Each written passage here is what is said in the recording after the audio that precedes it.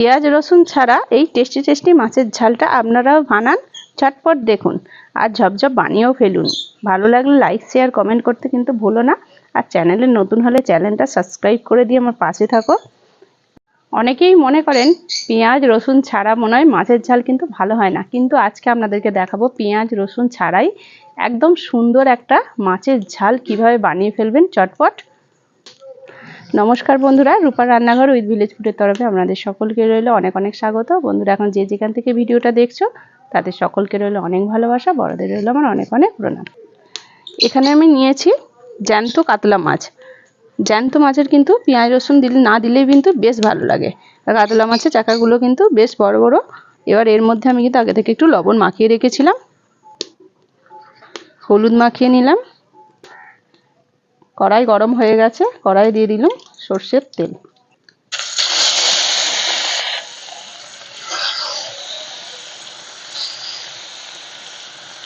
মাছগুলো আমি প্রথমে লাল লাল করে ভেজে নেব।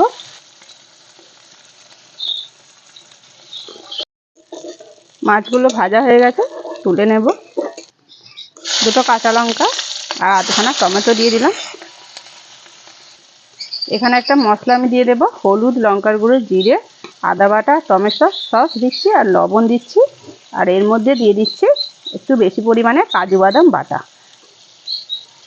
মশলাটা ভালোভাবে মিশিয়ে দিচ্ছি। আর এর সাথে কিন্তু আপনারা পোস্তও দিতে পারেন, কিন্তু আমাদের যেহেতু পোস্তটা খাই না, খেলে অ্যালার্জি হয়, তার জন্য কিন্তু পোস্তটা আমি এখানে বাদ দিলাম। সমস্ত মশলাটা দিয়ে দিলাম। ভালোভাবে মশলাটা কষে নেব। মশলাটা কষে নিয়েছি খুব সুন্দর করে, দেখুন আজকে মশলা থেকে কিন্তু খুব সুন্দর তেলও ছেড়েছে। এর মধ্যে দিয়ে দিচ্ছি অল্প একটু জল। মাছের ঝোল কিন্তু খুব ভালোভাবে ফুটছে, এর মধ্যে দিয়ে দিচ্ছি ভেজে রাখা মাছগুলো।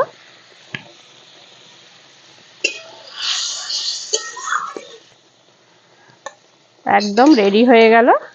এইভাবে পেঁয়াজ রসুন ছাড়াই মাছের ঝাল। মাছগুলোকে তুলে নিচ্ছি। তাহলে দেখলেন তো এত সহজভাবে বানিয়ে ফেললাম এই মাছের ঝালের রেসিপিটা। আপনারাও বানান, ভালো লাগবে। আজকের মতো ভিডিওটা এই পর্যন্তই। আবার অন্য কোনো দিন নতুন একটা ভিডিও নিয়ে হাজির হবো আপনাদের কাছে। ততক্ষণের জন্য টাটা, নমস্কার।